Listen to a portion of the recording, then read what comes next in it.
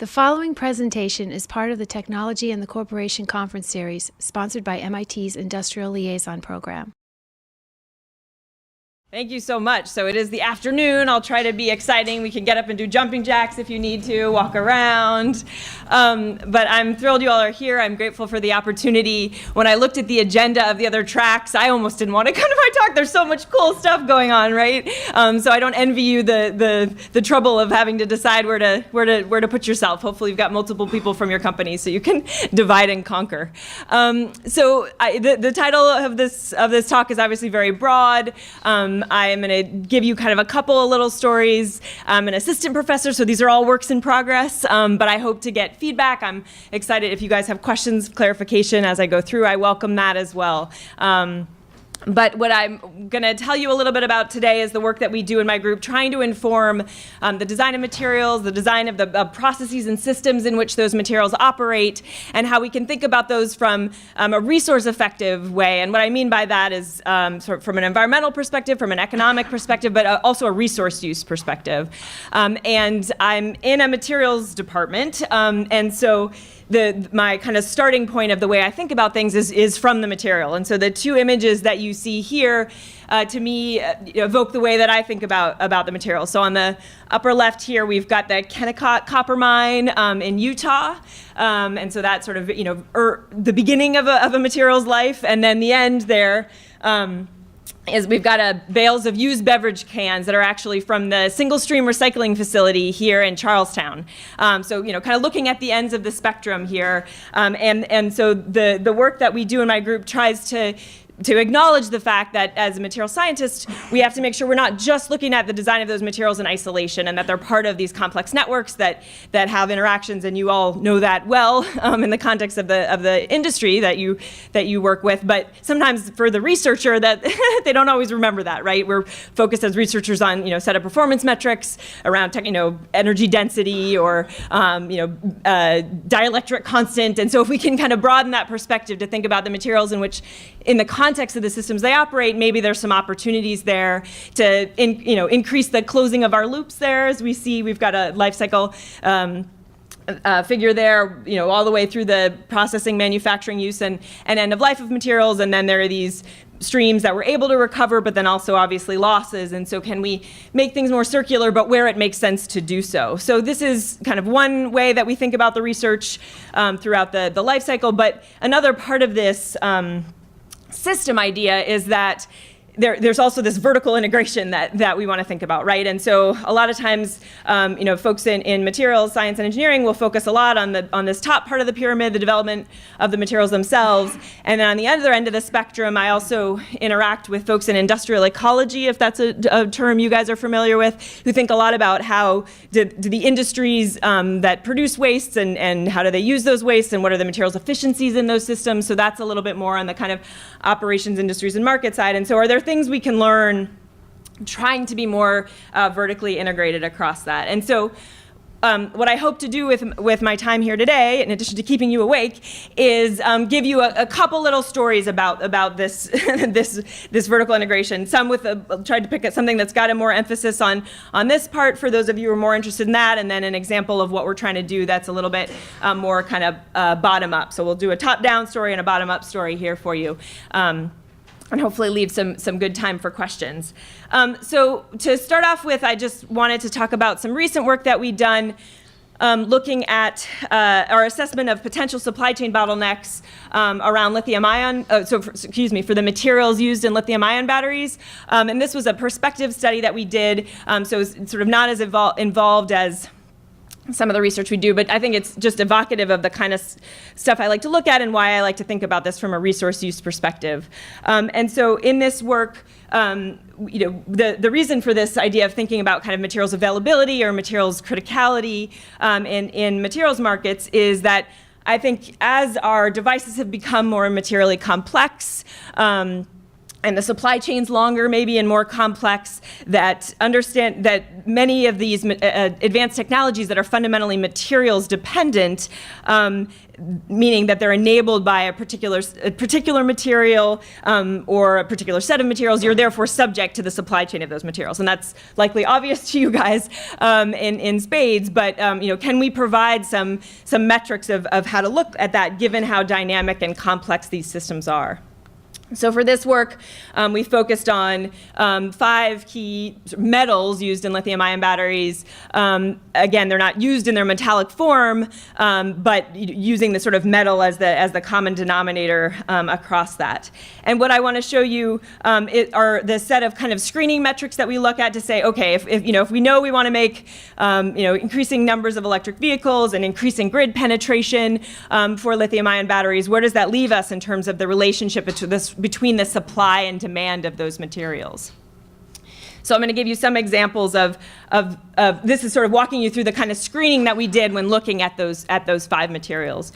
So first, we look at the availability from the sort of static metrics perspective. So along the y-axis here, you see the reserves for each of these elements, meaning the part of the resource base that can be economically extracted at the snapshot in time that we're looking at this, and then normalized by the annual mine production. So that's the y-axis, and then the x-axis, you've got the fraction produced in the top country in which it was produced. So I'll dig into that x-axis on the next slide. But then the other piece that you see here is for each of our 5 focal elements, that those numbers change over time, right? And so that's, you see, for example, for lithium, here's that number. This is sometimes called the static depletion index. I don't know if you guys have heard that. So if we fixed current availability and production, how long would it take till we run out of that material? So we see for certain elements, there's a lot of dynamics in that number over this 10-year time period that we looked at this number, versus some of the elements that are maybe more mature markets. So manganese and nickel, for example, that are utilized in steel. They maybe have stronger market signals that are associated with that, and that there's lots of reasons why that could be as it is. And versus something like lithium, which as demand has grown more significantly, that leads to finding more material, right? As we incentivize the need for that material, then we have an increase in the numerator of this fraction here. And so when we look at this, the way we see is sort of how stable is it? So first of all, excuse me, I forgot the one information is kind of, roughly how low does the static depletion index go? And so we've got sort of 30 years and up for the set of materials we're looking at. But maybe more importantly is directionally, which way are things moving, right? So lithium, we seem to be finding more. Maybe it's becoming less concentrated. Similarly for graphite. But cobalt, we have maybe a flag here, right? Because it's becoming conceivably more concentrated, and conceivably we're using up more over time, right? So this is one kind of screening that we can look at. And then another slice on that in a little bit more depth, as I said, along that x-axis, is to think about the geographic concentration for those relevant materials. So based on what we're producing now, and this is based on 2015 data, what's the geographic supply concentration for these materials? So what you're seeing, again, we just see our 5 materials here, and then the fraction, the concentration in the top 3 countries only that are shown here. So some you don't see that you would expect to see because they're right off, because I just picked the top 3. And so again, this is sort of a screening. How concerned should we be? So nickel and manganese, again, a little bit more diversified.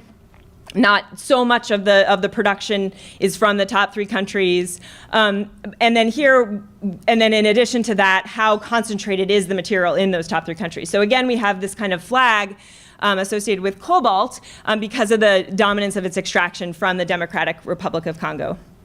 And so the reason why this kind of supply chain concentration is potentially of concern is that we might be more vulnerable to disruption. If we've got hurricanes or particular political situations, that if we don't have that diversification that we think about in our financial portfolios or in your supply chains more generally, that's again this sort of flag of what we might want to understand in a little bit more depth. What's the situation in these countries? How flexible are other countries to come online in terms of mines take a while to open. So how do we think about that?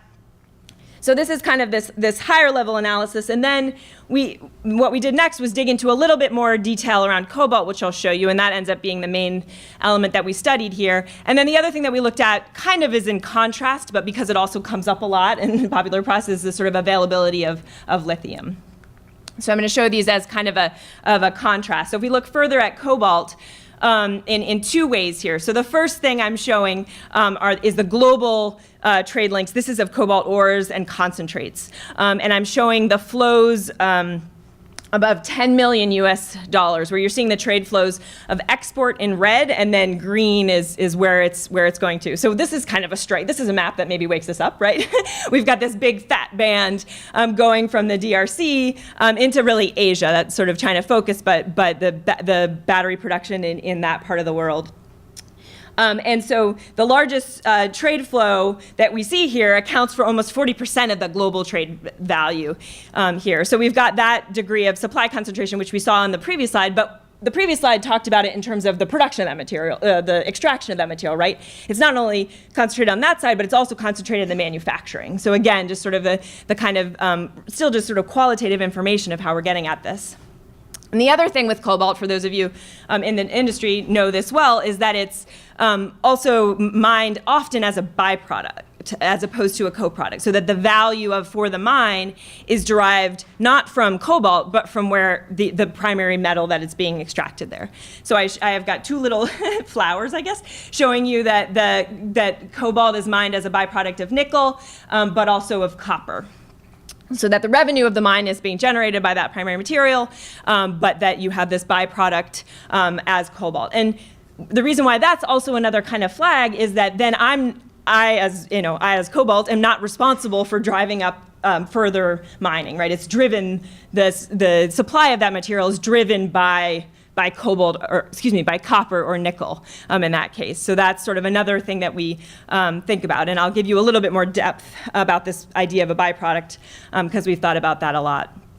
And I can talk in more detail based on questions, but the story with cobalt is that depending on whether or not we're talking about nickel or copper, and depending on which mine, in some cases, it seems to be showing a little bit more co-product status, meaning that the revenue is being derived for both as opposed to just one or the other. So those kinds of dynamics are helpful as we understand, how tough this concentration is. So just to give you the kind of visual contrast, remember this picture with the big band. And so now if we look at that same idea but with lithium, it seems more diversified, right? It seems like we've got this, and we saw that in the supply concentration plots as well, but we've got source of the material.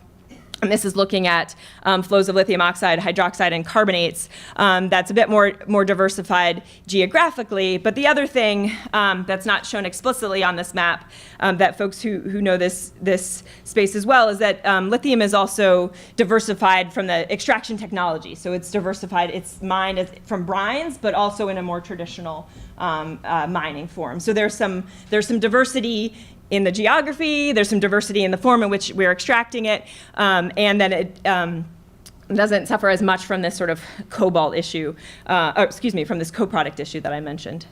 Okay, so I'm just giving you kind of a sense of the sorts of screens that we look at. So this has all been on the supply side. So we think just for a little bit about the demand for these materials, sort of how do we expect that to evolve? And we say, well, as electric vehicle production takes off, what is that going to mean for the amount of cobalt?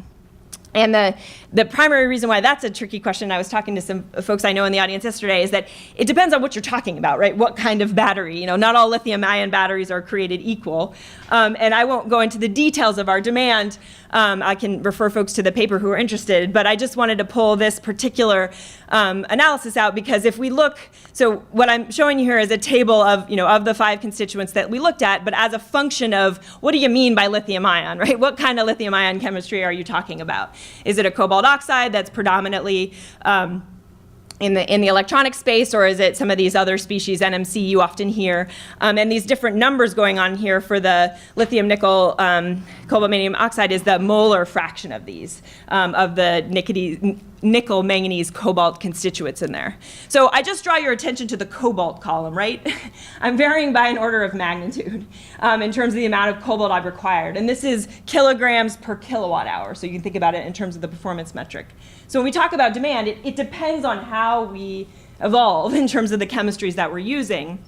And so you see often on automotive roadmaps, folks trying to move towards this 811 chemistry, and that's in part because of that column of sort of lower amounts of cobalt requirements, because of the kinds of challenges that I've talked about already.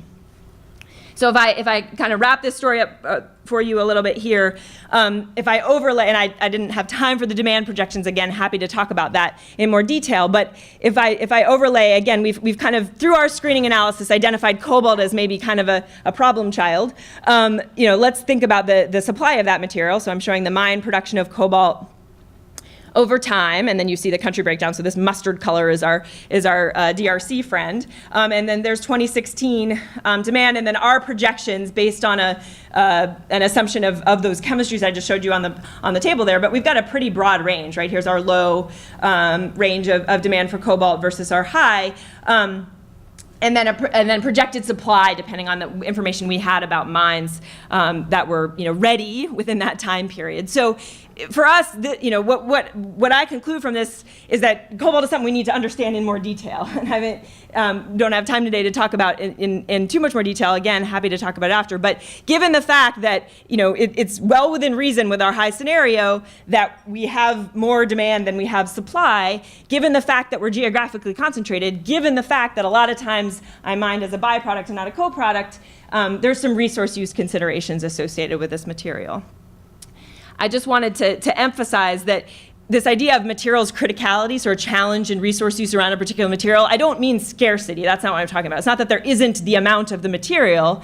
It has to do with what are the risks in your supply chain associated with these kinds of challenges that I've talked about. So the market imperfections, my substitutability. So why is cobalt an attractive material?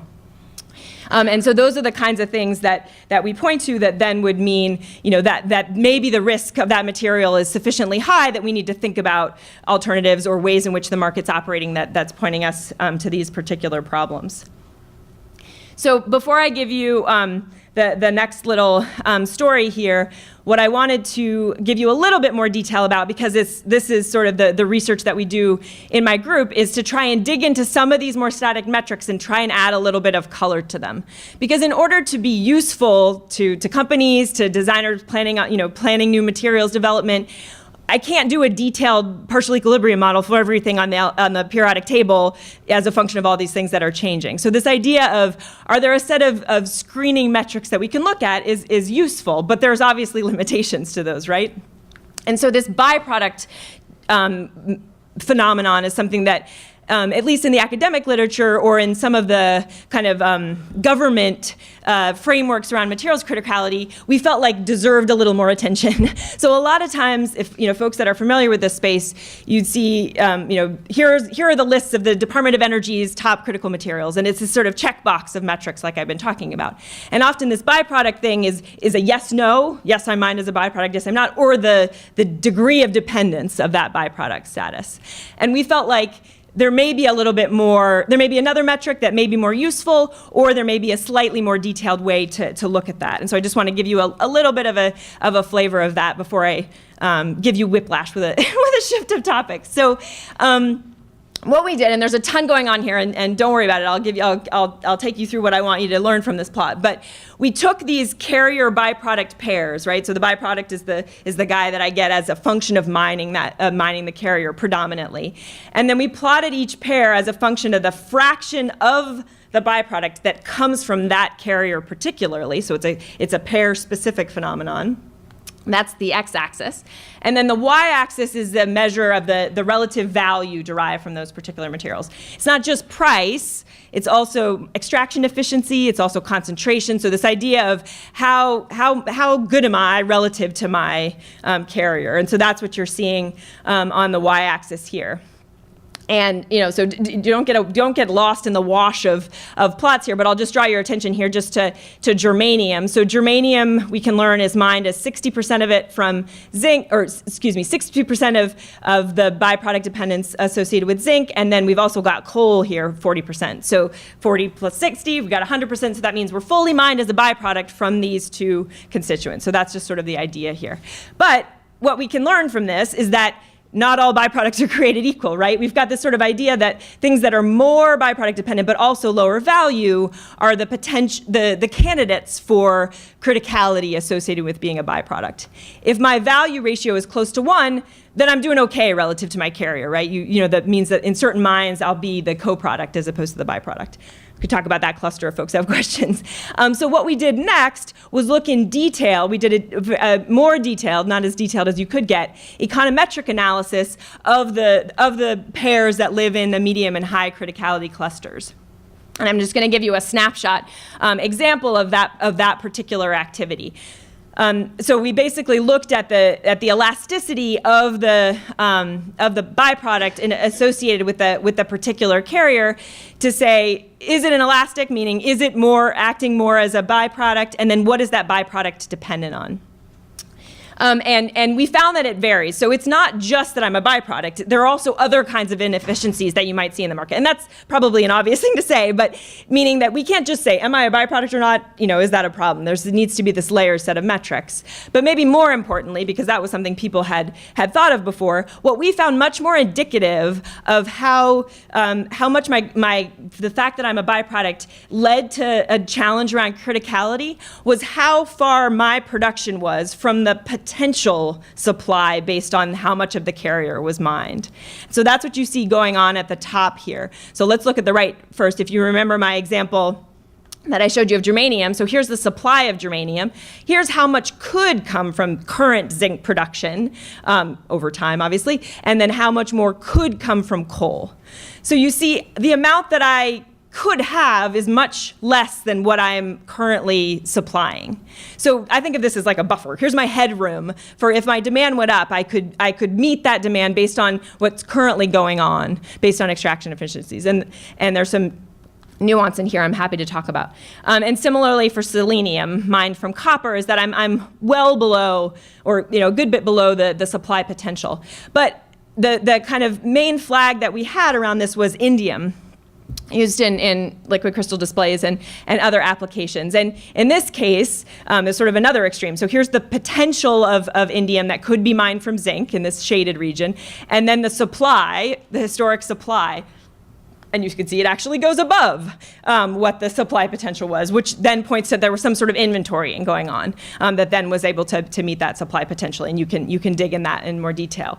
So the way that I sort of conclude this story is kind of a noodly, wiggly way to say it, but is byproduct status an indicator of criticality? Sometimes, right? But we need to understand that in more detail. And we found that for indium, it was. This idea of being a byproduct was really what was challenged for that market. But the real conclusion was this idea of supply potential is more useful in terms of that. And so I give you this story as an example of in addition to trying to develop things that we can know with existing data, it doesn't require a lot of intensive modeling efforts, can we get some sense of the resource availability of these materials and how that might change over time. So that's sort of the first story that I wanted to tell you. And then to connect these two, if you remember, we talked about that table that I showed you about cobalt chemistries, lithium-ion battery chemistries changing as a function of which cathode material I'm talking about, for example.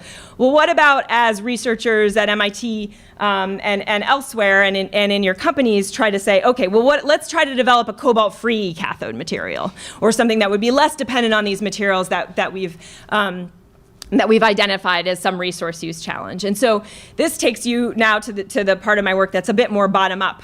And so one thing that we found, so the reason for this slide is just to give you some examples of some. So this is the current material that we talked about, these sort of layered structures dependent on some relationship between cobalt, nickel, and manganese. Folks in the past, I'm sure you guys are familiar with the lithium iron phosphate systems, some rock salt structures, other spinels, and we've got lithium air. So there's this sort of host of alternatives that are in progress in the labs or in varying degrees of development. And so one thing that we felt as a group wanting to look at this sort of resource use idea more intensively was, how do we understand when the computational material scientists, so I think for those of you who are in the room when Professor Buehler was here, so those who work in computational materials development, in research, they've gotten really good at telling us, using ab initio calculations, at telling us what kinds of compounds put together in what sorts of ways would have attractive properties, right? So I just give you some examples of band gaps and phase diagrams, and so we felt that the material scientists have gotten really good at telling us what to make. And then we come to a screeching halt in our accelerated materials development when we decide how to make those materials. And this was based a lot on sort of conversations with folks who do solid state materials with design. And so we thought, is there a way that we can leverage the wealth of historic documented information in journals and publications to try to accelerate the how? And I was interested in it because if I can accelerate the how, if you tell me what compound you want to make, and I can give you a little bit more an accelerated idea of how you might want to try making that compound, maybe I can also inform something about economic performance of a scaled version of that material, or something about environmental performance. Can we avoid unintended byproducts? Can we, avoid some of the sort of trade-offs we find ourselves in a lot of times? And we're like, oh, now we're dependent on cobalt. What the heck? So are there ways we can anticipate that? So not only are we accelerating the development process, but then that kind of, the longer range sort of systems market impact of that. So what I'm going to spend a little bit of time here telling you is what we've done to try and do that. And we're kind of in step one of that. So I'm giving you this to spark your curiosity, so you ask me lots of tough questions, and we do a better job developing things that are useful. And so what we've done, so I'm in material science and engineering, so we've partnered with some folks in computer science here, but also in University of Massachusetts Amherst, and we've developed basically this automated pipeline for extracting recipes from the literature. So think about it as a literature search on steroids. And so this is just kind of a walk down of the pipeline. So if you think about just any kind of article, here's an article, and we're downloading on the over 1 million articles that are focused on inorganic materials. So not so much organics, because of my background, and also because I feel like the chemists are much better organized about this than material scientists, right? So we're focused on, so think about the family of materials that I've been talking about, battery cathodes, et cetera. So we extract those materials, then we parse the text. We find here, I'll switch to the next one, it's a little bit more visual. So here, here's a paper that we found that's about a battery. We identify which part of the paper talks about the recipe for that. Where's the experimental methods section? And from there, we do natural language processing to identify which words do we want, which are the operation words, and then the things that I'm most interested in are these sort of times and temperature kinds of information, right? And the operations, because that'll give us a sense of how this is scaling. And then from there, we end up with this machine-readable database of recipes, right? So this sort of cookbook for solid-state materials. And the reason why I said that tongue-in-cheek comment about chemists versus material scientists is for chemists, there is sort of existing archives of this sort of reactions that you can do kind of recursive design with, and material scientists don't have an equivalent. So even just this tool is a fun playground for a material scientist. But then what we're doing with that information, and I'll just give you one more kind of visual of that, is basically building recipes. And so here, but they're associated with whatever kind of descriptions and conditions are associated with each of those things. So here's just an example of a schematic recipe. So some kind of input material, then I do some operation on it, output material. But each of these red blobs here that's a material is associated with what the morphology of that material is. How much of it did I use, and what's its concentration. And then similarly on these operations, it's a set of fairly defined words that we're looking at: heating, mixing, dissolving, autoclaving, and then the associated kind of equipment with that. And then from there,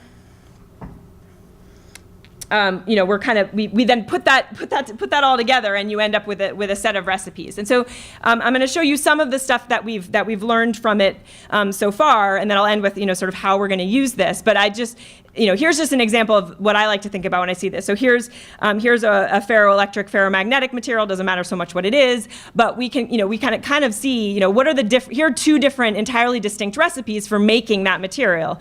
Again, this is lab based, right? I now need to scale it up to kind of what does that mean for an industrial line, right? That's another kind of a conversation that we have some work in. But then also can you compare, so in terms of the kinds of temperatures things are happening at and the times, what does that mean in terms of the equipment that I need? In terms of the energy use, but you can also learn what precursors am I going to be dependent on, right? And then that connects back to this thing that I was saying about the supply chains and resources that are used. So there are folks that have looked at this kind of thing, sort of extraction from the literature before. So if folks have heard this kind of thing for other domains, what's different about what we've done is that it's automated, right? So we built this and then sort of shooting, so there's not any sort of undergraduates with pizzas. I sort of brute force through the data. It's all automated. It's focused on material science, so focused on this sort of solid state materials, as I said, and then we're focused on the synthesis. You'll hear a lot of activity around this sort of machine learning and data mining, and also very useful around this, what materials do I want to make, right? So this sort of properties idea. So that's, our emphasis has been a little different, based on the motivations that I've talked about. So I'm just going to give you, just a couple of examples of what we're able to do now, because again, what we're focused on now is, are we learning anything new from knowing this sort of vast archive of information about how materials are made? So I just pulled out two examples here for you.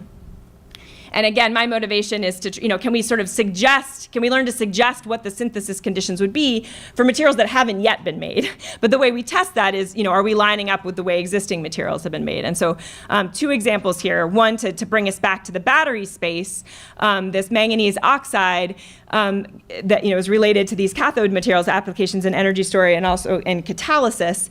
And the variations on a theme that I talked about in the very beginning of the table, in some ways are dependent on kind of which phase of that material I'm making. So just pay attention here to the sort of black regions now. So we've got, here's one crystal structure that's going to be intercalate lithium in one way. Here's another phase that's going to intercalate lithium in another way. So these are going to have different kinds of performances in a battery.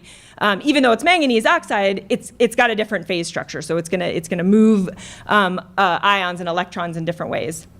The details of that are not super critical to understand, but you sort of see this black region. And so overlaid on top of that region, the black regions there are the most probable in a vector space. We don't really care about what the dimensions of this are. So just think along two dimensions, we've got these sort of regions that are most probable for what kind of manganese oxide you're going to form. And then overlaid on top of that is this red situation that you see a bunch of elements listed in: manganese, sodium, potassium, lithium. And so we overlay these two spaces on each other, and what we learn and what this red region are the ions that were present during the synthesis. Okay, so based on the particular synthesis reaction, these were the ions that were present. And the exact mechanisms for how these phases are formed is not really well known. But we were able to point out there's something about the most important part of whatever millions of steps you did to synthesize that. There's something that's really important about which alkali ion you're using to make that material. And so hopefully that can kind of inform, if you want to make a particular type of manganese oxide, then we now have a suggestion of kind of where to start in terms of the synthesis procedure, if that makes some sense. And then the other example here is for titania, where again, there's a few different phases of titania, and depending on which phase I want, I'm going to get a particular type of property. And material scientists aren't great yet at knowing how do I guarantee you that I'm going to get one phase versus the other. And so through this work, we were able to point out that it may depend something on the solvent you're using. So is it methanol, is it ethanol, or is it citric acid? So I give you these examples to show that we're trying to understand what are the driving conditions for synthesis for the existing set of materials, and does that line up with synthesis theory, so that then we could have some confidence in what we've built to try to inform materials that haven't yet been made, where then to validate that, you then need to go make that in the lab.